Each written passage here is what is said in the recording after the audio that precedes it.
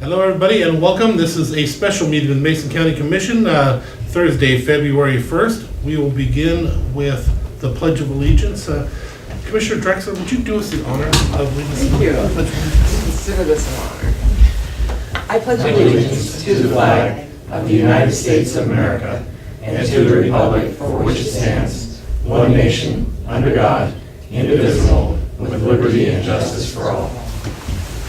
Thank you. Roll call, please. Commissioner, District 1, Randy Netherland. I'm here. Commissioner, District 2, Kevin Schutte. Here. Commissioner, District 3, Terry Drexler. Here.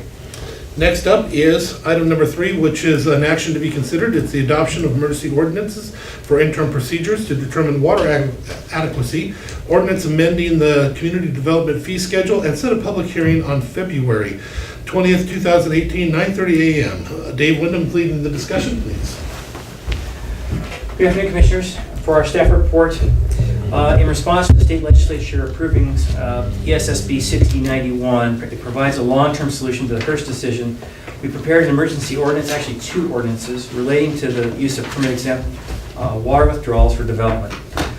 This has been prepared as an emergency ordinance so we can move immediately into completing permitting processes and have the ability also, the second ordinance is so we can receive funds. So one ordinance changes our regulations, one ordinance just allows us to do the funding. And we also are asking that we adopt schedule a public hearing for February 20th. We would then prepare a final permanent ordinance similar to this one to take through the standard public review and approval process within the next 60 days. Well, we have to within 60 days for emergency. We can do it within the 3-week process as outlined, and puts us prior to the 60-day GMA compliance proceedings. This ordinance differs from anything we've done before in that, pursuant to Senate Bill 6091, hydraulic in-stream flow impairment analyses and mitigation are no longer required for new groundwater withdrawal applications. An applicant, and I will go into the different WIRAs, may now obtain approval for the groundwater withdrawal exempt from permitting under RCW 9044.050 for domestic use only, with a maximum annual average withdrawal of 3,000 gallons for WIRA 22 and 950 gallons for WIRAs 1415. And they'll also pay a fee of $500, of which $350 goes from the county to the Department of Ecology. We retain $150 for administrative purposes, and we must record, or the titles restrictions must be recorded. And let's go into our slide presentation. It's just very short, 3-4 slides. All right, this is just an orientation to the map. In the top, we have WIRA 16 that goes up into Jefferson County. To the right of that, in the pink, we have WIRA 15, which is going over to Kitsap County. And the purple is WIRA 14, which is primarily Mason County, and WIRA 22 to the west side, which goes over into Grace Harbor County. And there it goes. All right, so we have changes in Title VI, which you have in front of you. These come straight out of the new Senate Bill 6091. First thing is any permit groundwater withdrawal associated with a water well constructed before January 19th of this year is deemed to have evidence of adequate water supply under this section. An applicant whose building location is in water resource inventory area 14, 15, and 22 shall pay a fee of $500 to Mason County and record water restrictions or limitations with the property title. Except as noted in 4 of this subsection, an applicant whose building location is within WIRA 14 and 15 may obtain approval for withdrawal exempt from permitting under RCW 9044.050 for domestic use only, with a maximum average annual withdrawal of 950 gallons per day per connection. Next page. An application whose building is within WIRA 22 may obtain approval for withdrawal exempt from permitting under RCW 944.050, that should be 90, for domestic use only, with a maximum annual average withdrawal of 3,000 gallons per day per connection. So just to be clear, WIRAs 14, 15 are 950 gallons per day, WIRA 22 is 3,000 gallons per day per connection. Upon the issuance of a drought emergency order under RCW 4383B 405, Ecology may curtail withdrawal of groundwater exempt from permitting under RCW 9044-050 and approved under the subsection C to no more than 350 gallons per day per connection for indoor use only. And that applies to wires 14 and 15. Notwithstanding the limitation to no more than 350 gallons per day per connection for indoor use only, an applicant may use groundwater exempt from permitting to maintain a fire control buffer during a drought emergency order. So those are the changes to Title VI, water adequacy.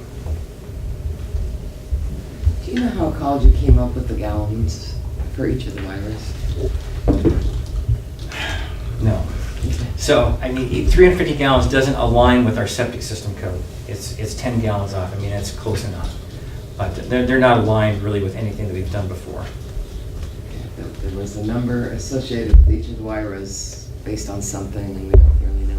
Is that something that we can dive into later? We can.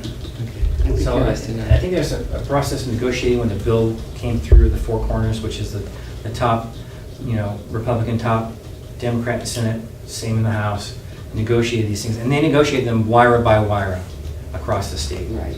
So, I'm just curious, there must be some sort of methodology they use to apply. I don't know, but I know who to ask. I was saying, I would assume that when the public is brought in to testify and have direct interaction with us, they're gonna wanna know the answer to that question as well, so we Okay. can try to have that for them, please. Okay? Thank you. The process, as we're going to take this forward, it's going to be pretty much entirely downstairs and within public health. We're going to attach just a simple block into the current water adequacy form. So when a person comes in, they fill out their water adequacy form, they'll check the box that says when their well was drilled. And then it'll either not apply or it does apply. And then if it does apply, we'll track which wire they're in. They pay their fee, and they're given a form to take over to the assessor's office and have recorded.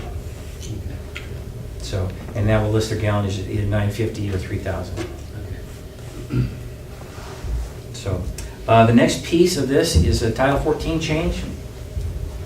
Also, and this is just a direct copy from the legislation. It says all applicants shall manage stormwater runoff on site to the extent practicable by maximizing infiltration, including using low-impact development techniques as defined in the most current version of the Stormwater Manual for Western Washington, produced by Washington State Department of Ecology, or pursuant to stormwater management requirements adopted by Mason County, whichever is more stringent. And we actually changed this a little bit in our language, just to say the most current stormwater manual for the state. That way, as it changes, we don't have to keep coming back to this process again. So. And that's what we did with the comp plan as well, didn't we? Right, so rather than go through this each time using this language that's in the bill, we changed it to reflect that it just updates. If the stormwater manual gets updated, we've adopted it and it goes to it just keeps moving forward. And really this will, I think, solidify our processes across all of our development work. Because right now, we're still operating in some cases under the 2005 stormwater manual. So this will bring us up to speed for stormwater across the board, make it consistent throughout the county. Is there any barometer for what, to the extent practicable? Well, so, Is that a judgment call? so, and we've had that discussion with the planners and the builders. We sat around the table and talked about it. What does that sound like? Well, we might be able to do water infiltration in trenches, but that may not work on a steep slope. You don't want to lubricate your house so it goes down the hill. So it's going to have to be site specific. So other than that, those are the changes we have. It aligns with the state code, and we're just asking to adopt this and then ask for a hearing in 3 weeks. Any questions for staff? Hearing none, I will entertain a motion. Mr. Chair, I move adoption of emergency ordinance for interim procedures to determine water adequacy and ordinance, adopting amendments to the community development fee schedules, and setting a hearing for February 20th, 2018 to comply with RCW 36.70.790 and RCW 36.70.795, which allows for the adoption of interim official controls as long as a public hearing is held within 60 days of adoption. And I'll second. It has been moved and seconded for the adoption of the emergency ordinance for interim procedures to determine water adequacy and ordinance adopting amendments to the community development fee schedules and set a hearing for February 20th, 2018 to comply with RCW 36.70.790 and RCW 36.70.795, which allows for the adoption of interim official controls as long as a public hearing is held within 60 days of adoption. Is there any discussion? Just thank you for your hard work. Thank you for bringing this so quickly to us. Thanks. And what I would like to do, as soon as we get this vote done, is to put this on the website. Great. Comments? Yeah, just echo that. I appreciate everybody's work on this. I know it's been a hurried couple of, about a week or so, 2 weeks at the most, and look forward to a good public hearing in a couple of weeks. And again, I echo the same, thank you very much, because what we're doing, why we're having an emergency ordinance and interim procedures to make sure that we can continue to do business as we need to throughout the county until all this is figured out. But the public will be given an opportunity to have full input on February 20th. So if you have an issue, please feel welcome to come and join us. With that being said, anything further? All in favor signify by saying aye. Aye. Aye, opposed? Motion carries. Hearing no objection, we are at the end of our agenda. We are adjourned.